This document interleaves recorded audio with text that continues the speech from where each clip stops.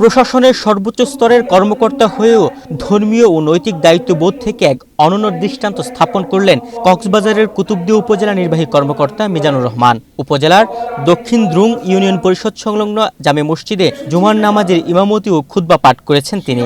একজন উচ্চপদস্থ প্রশাসনিক কর্মকর্তার এমন ব্যতিক্রমধর্মী ও দায়িত্বশীল উদ্যোগে স্থানীয় মুসল্লিদের মধ্যে ব্যাপক প্রশংসা ও ইতিবাচক প্রতিক্রিয়া সৃষ্টি হয়েছে।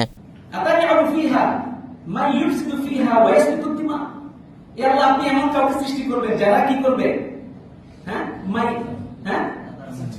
ফাসাদ সৃষ্টি করবে, যারা রক্ত প্রবাহিত করবে।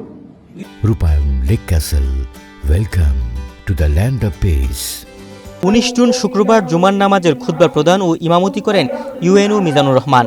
খুতবায় তিনি সুন্দরভাবে ইসলামের নৈতিক শিক্ষা, মানবিক মূল্যবোধ, সামাজিক সম্প্রীতি, সততা, ন্যায়পরায়ণতা এবং জনকল্যাণমূলক কর্মকাণ্ডের গুরুত্ব ও প্রয়োজনীয়তা মুসল্লিদের সামনে তুলে ধরেন।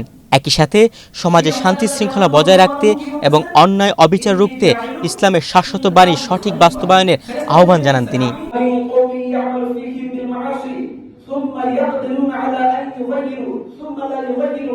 নামাজ শেষে উপস্থিত সাধারণ মুসল্লি সহ স্থানীয় গণ্যমান্য ব্যক্তিরা ইউএনওর এই ব্যতিক্রমী ভূমিকাকে সাধুবাদ জানিয়েছেন। তারা বলেন, একজন সরকারি কর্মকর্তা হিসেবে রুটিন মাফিক দায়িত্ব পালনের পাশাপাশি ধর্মীয় ও নৈতিক মূল্যবোধের এই চর্চা সমাজে একটি অত্যন্ত ইতিবাচক বার্তা পৌঁছে দেবে। এটি অন্যান্য সরকারি কর্মকর্তাদের জন্যও অনুপ্রেরণা হিসেবে কাজ করবে।